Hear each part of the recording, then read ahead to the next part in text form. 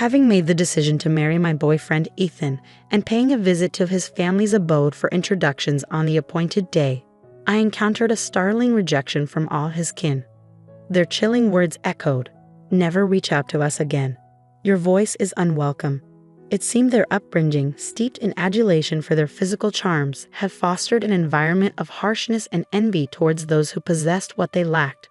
Regrettably, I found myself the unwitting target of their jealousy, with even my father-in-law and brother-in-law silently aligning with their rejection. Yet, several months passed, I had the sweet satisfaction of orchestrating a masterful revenge upon these four.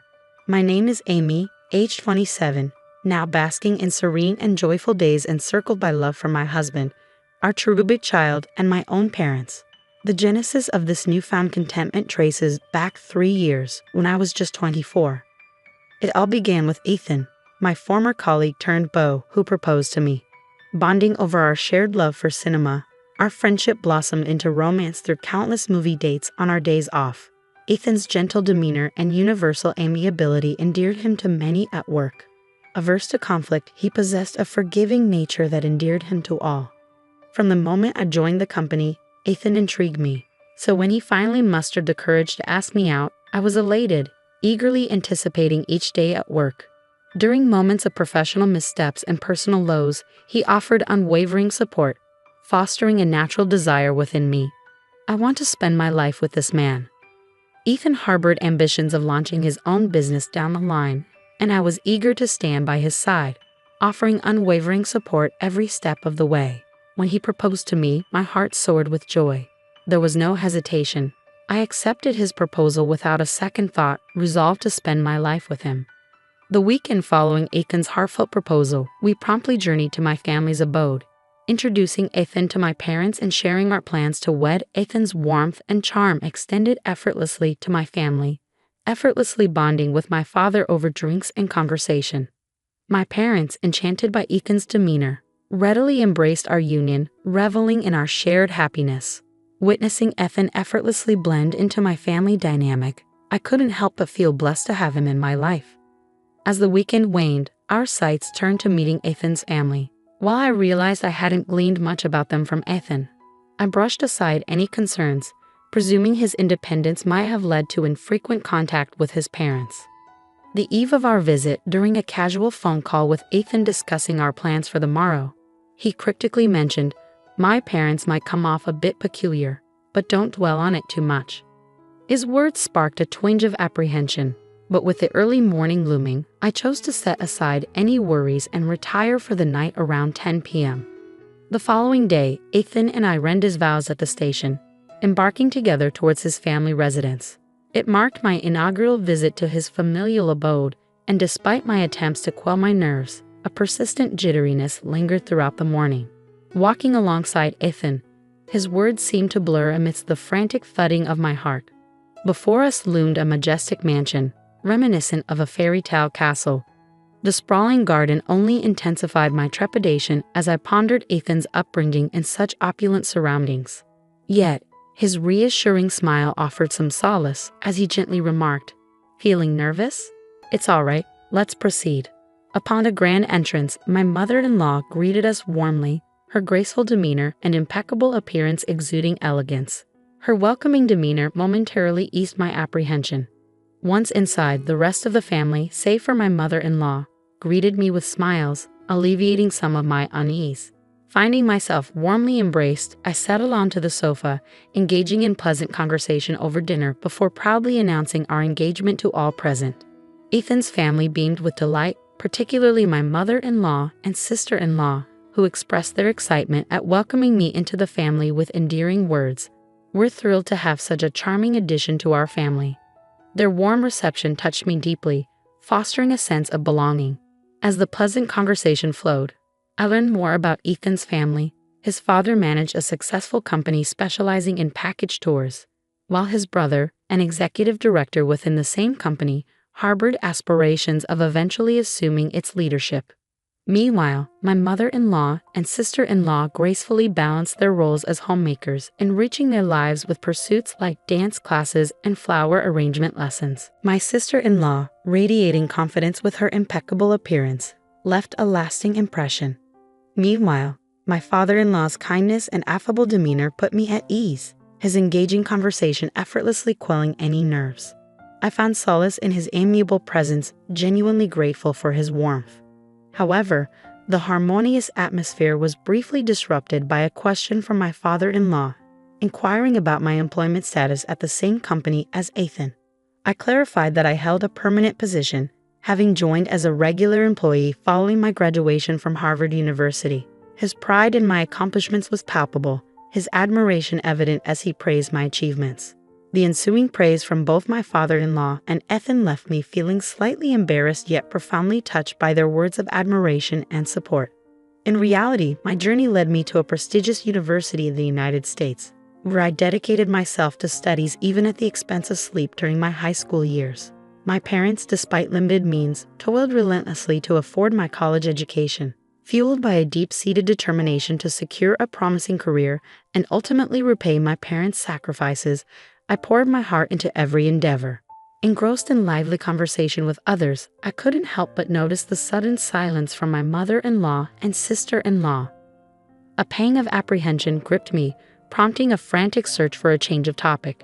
Observing a striking arrangement of flowers adorning the table, I ventured a compliment only to be met with a sharp retort from my mother-in-law, questioning the sincerity of my interest in housewives' pastimes, given my professional stature. Bewildered by her abrupt shift in demeanor, I struggled to comprehend the underlying hostility. Echoing her sentiments, my sister-in-law insinuated that my academic background might lead me to dismiss their pursuits as trivial.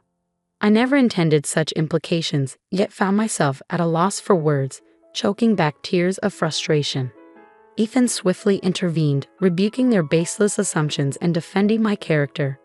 Though his words offered solace, I remained mute, unable to muster a response, my gaze fixed downward. Surveying the room, I noted my father-in-law, inebriated and slumbering on the sofa since noon, alongside my disinterested brother-in-law, idly scrolling through his phone. Sensing the palpable tension, Ethan tactfully suggested bringing the gathering to a close, offering a much-needed reprieve from the stifling atmosphere. As we made our way back to the station, Ethan offered his apologies, explaining, "I'm sorry about today. My mom and sister have quite the pride. They're particularly touchy about their high school education." Later, Ethan revealed that his mother-in-law had worked at a flower shop straight out of high school, where his father-in-law had become enamored with her at first sight. A captivating beauty, she drew numerous customers to the shop daily. Through persistent pursuit, his father-in-law won her affections, and they eventually married, with him still seemingly wrapped around her finger to this day. Similarly, his sister-in-law, a striking woman, had reconnected with Ethan's brother-in-law at a high school reunion in their early 20s. Enchanted by her transformation, he pursued her relentlessly until they became a couple. Like his father-in-law, Ethan's brother-in-law appeared to acquiesce to his wife's wishes without question. Despite my advanced education, I struggled to comprehend their insecurities. They were both beautiful women with devoted husbands who adored and protected them. Yet, I couldn't shake off a lingering sense of unease, questioning whether marriage would truly be as harmonious as I had envisioned. Nonetheless, with the family's blessings secured, we forged ahead with wedding plans, hoping that open communication would bridge any divides. "Rest assured, Amy, I'll always stand by your side," Ethan reassured me, instilling a sense of optimism within me. After months of meticulous planning, the day before our wedding arrived, only to be disrupted by an unexpected phone call from Ethan's mother. As Ethan's voice rose in disbelief, I listened in shock to his revelation that his parents had suddenly decided not to attend the wedding due to a forgotten trip they had booked for the same day.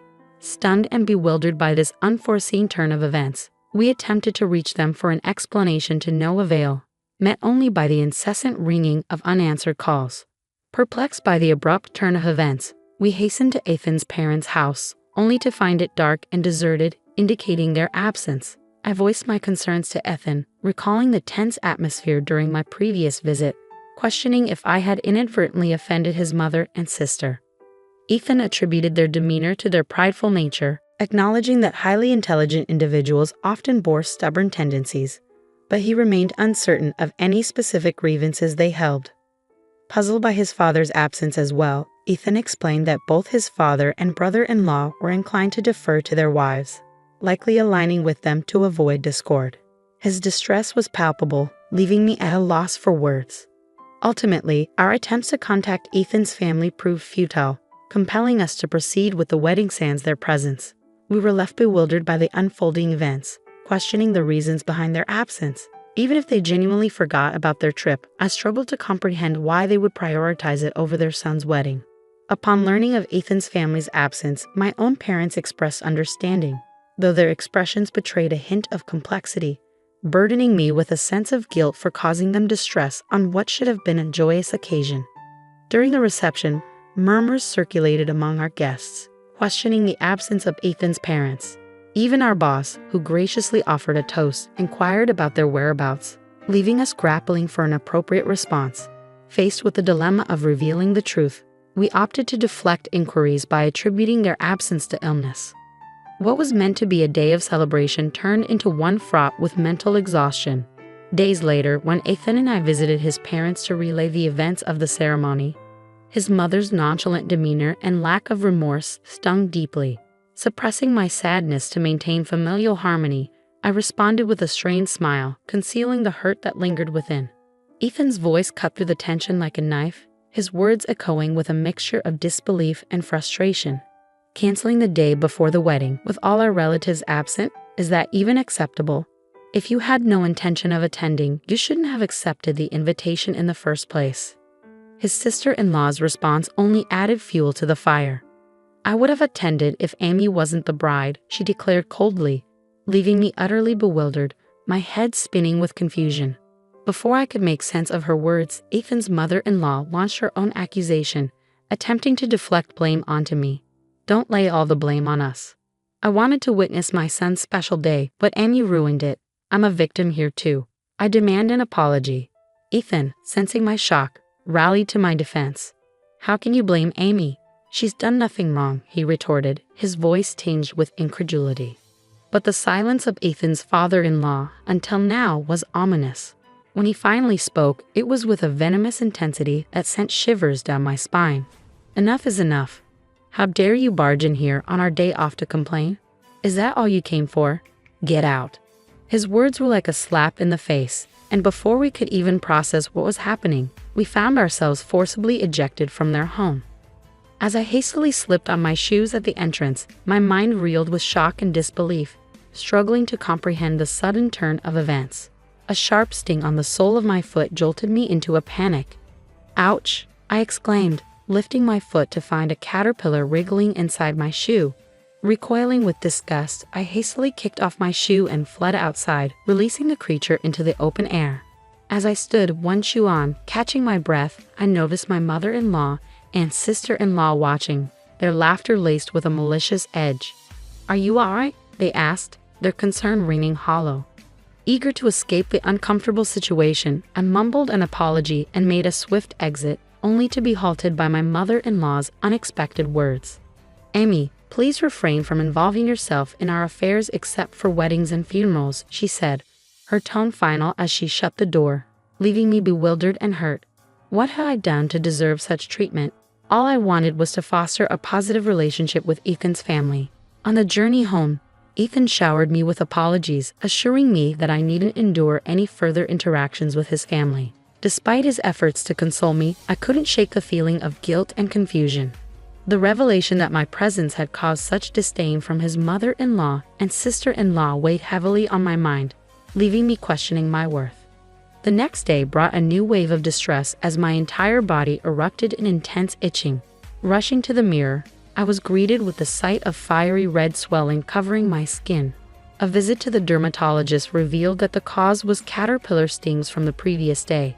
The itching was unbearable, robbing me of sleep for weeks on end. Recalling an unsettling incident at Ethan's house, where I had noticed my brother-in-law tampering with my shoes at the front door, I couldn't shake the feeling of distrust towards my in-laws. And just when I thought things couldn't get worse, Ethan fell ill and was hospitalized with stomach pains, diagnosed with a suspected gastric ulcer.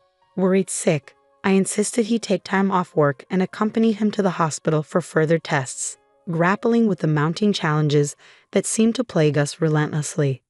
I hesitated, recalling the blunt instruction to only reach out in the event of a wedding or funeral. Yet, I couldn't bring myself to keep Ethan's hospitalization a secret from his parents. Gathering my courage, I dialed their number, my hand trembling as the phone rang, nerves twisting my stomach into knots. The mere sound of my mother-in-law's voice filled me with a profound sense of dislike, a testament to the strained relationship that had developed between us. "Hello," she answered. "It's Amy. I apologize for not keeping in touch. There's something I need to tell you," I began tentatively. "Ethan has been hospitalized. They suspect it might be a gastric ulcer, so he's undergoing tests," I explained, hoping for a shred of concern or empathy. "A gastric ulcer, huh? Probably from overworking," she dismissed callously. "Please spare me from such trivial matters. I'm busy," she added, brushing off Ethan's health concerns with callous indifference. "Trivial? Don't you care about Ethan?" I retorted, my frustration bubbling over. "I won't bother you anymore. I'll call Ethan directly," I concluded, my voice thick with disappointment. Before I could hang up, my brother-in-law abruptly took the phone. "You're too persistent. Can't you read the room?" he chastised. "Whether Ethan's in the hospital or not, your constant calls are irritating," he snapped before ending the call abruptly. The abrupt click of the line cutting off left me reeling, a surge of indignation coursing through me. The callous rejection from my in-laws, their harsh words cutting deeper than I had anticipated, shattered any lingering hope of reconciliation. In that moment, I made a solemn vow to myself. If they don't want me to contact them, fine. I want nothing to do with that family anymore. I'll never reach out to them again, no matter the circumstances. Following Ethan's recovery, which proved to be a mild gastric ulcer, he diligently adhered to medication, experiencing a notable improvement in his health. I recounted the entire ordeal to Ethan, who met my explanation with unwavering determination. "Let's distance ourselves from my family," he declared firmly. "The only person who matters to me now is you, Amy. If they can't accept you, then they're not family to me, regardless of blood ties." A year later, Ethan took the leap to pursue his long-standing aspiration of establishing a software sales business, leveraging his prior job experience. His relentless dedication paid off as he tirelessly worked towards realizing his dream. While our venture was still in its nascent stage, witnessing even a fraction of Ethan's vision materialize filled me with profound joy. Our happiness only multiplied with the arrival of our healthy baby boy a year into Ethan's entrepreneurial journey. My parents shared in our elation, frequently visiting us despite the lengthy journey from their home to ours. We opted not to inform Ethan's parents of our son's birth, certain that their indifference would remain unchanged. Their silence following our earlier confrontation offered a sense of relief, freeing us from the burdensome ties of a strained relationship. Several months later, as the global pandemic of the new coronavirus swept across the world, our country declared a state of emergency, urging citizens to stay indoors. News broadcasts were inundated with discussions of the pandemic's impact, particularly on industries such as restaurants and tourism. My heart ached for those affected, though I couldn't help but wonder about Ethan's father's package tour company. Yet it was a passing thought, and any satisfaction I derived from imagining its plight was fleeting. Despite the challenging circumstances, Ethan's business flourished. While the initial phase of our entrepreneurial journey saw some financial instability, recent months had brought a surge in income, surpassing even Ethan's earnings as an employee. Our future looked promising, a testament to our resilience in the face of adversity. During this period, Ethan began receiving numerous calls from his parents' home. Despite the persistent attempts at communication, Ethan appeared determined to avoid any interaction, intentionally ignoring the calls and disregarding voicemails left behind. I often reassured him, "You don't need to worry about me. It's all right to reach out to them." While I held a deep-seated disdain for his family, I couldn't shake the guilt of causing Ethan to sever ties with his own parents. Yet Ethan remained resolute in his stance, affirming, "Amy is my top priority, not my parents. If they can't accept you, regardless of their parental status, I can't hold them in high regard." I felt a mix of remorse and admiration for Ethan's unwavering loyalty. Despite Ethan's steadfast avoidance, the persistence of his parents was relentless. Daily calls went unanswered, and then one day, a letter arrived from his family home, bearing a startling message. "Our business is teetering on the edge of bankruptcy, and urgent financial discussions are necessary," it read. Their audacity was staggering. considering the estranged relationship they had imposed. We refused to entertain their demands, opting instead to let them face the consequences of their actions. Let them face the repercussions of their decisions, I remarked. Soon enough, my own phone began to ring incessantly. Occupied with work, I couldn't attend the calls, but a voicemail left a clear indication of Ethan's continued avoidance. It seemed they had resorted to contacting me despite my explicit instructions to the contrary. Reluctantly, I listened to the message left on my voicemail, which simply stated, "Is this Amy's number? If Ethan persists in his silence, I'll visit in person. Let him know." 2 days following the voicemail, Ethan and I found ourselves enjoying a rare day off together at home. Just as we settled in after lunch, the doorbell chimed, signaling an unexpected visitor. Peering through the monitor, I was met with the sight of my 4 in-laws standing at the doorstep. Surprised, I looked at Ethan, who let out a weary sigh. "We could just ignore them. They'll eventually give up," he suggested. However, I couldn't shake the sense of pity. "They've come all this way. It wouldn't hurt to let them in," I countered. After a brief moment of contemplation, Ethan relented, unlocking the door to face whatever awaited us on the other side. Pitiful. Never would I entertain such thoughts about our cunning in-laws. I resolved silently, deliberately withholding the voicemail's revelation from Ethan. Everything was orchestrated to draw them into our home. My faint surprise at their arrival was a well-rehearsed act. I knew their persistence would eventually lead them to our doorstep. There was a method to my apparent madness. The true retaliation had yet to unfold, and it was time for a showdown. As the entire in-law clan stood at our front door, marching in without restraint upon entry, I couldn't help but express my exasperation. "Is it really that difficult to just open a door? It's simply uncouth," I remarked with thinly veiled frustration. Observing our son engrossed in play with his toys on the floor, Ethan's mother couldn't resist a remark. "Whose child is this?" she inquired. "He's our son," I replied matter-of-factly. "Ah, I recall now.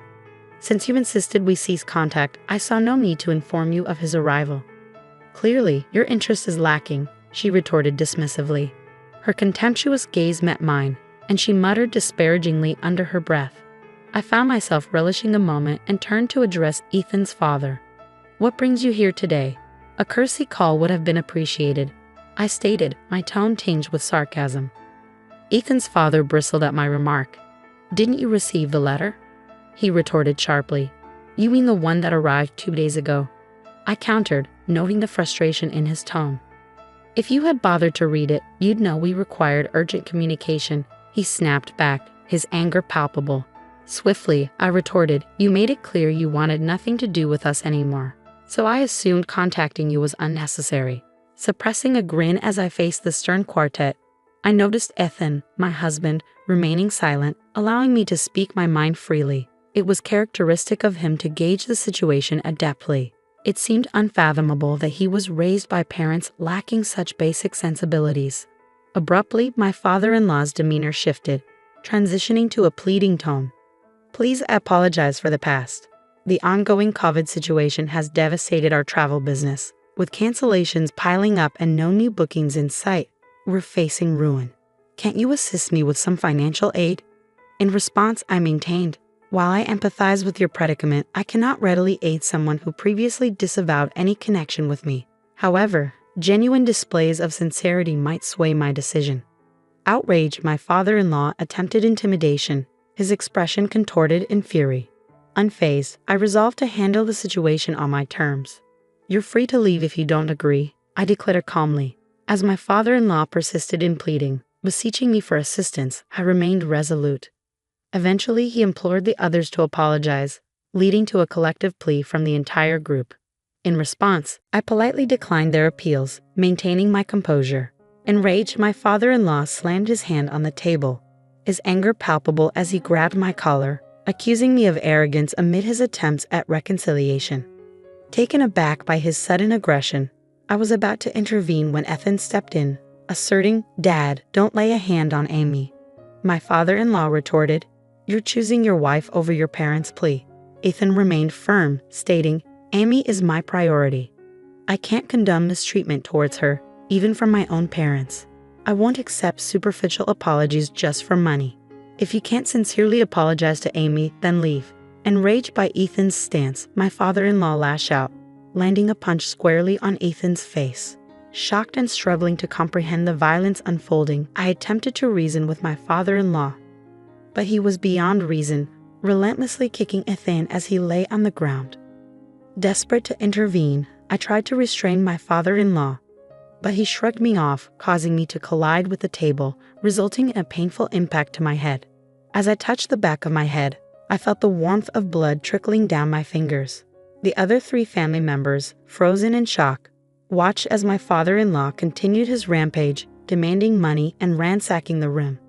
In a moment of desperation, I opened the balcony window and cried out for help to the passers-by below, screaming that I was in danger. Within minutes, the police arrived.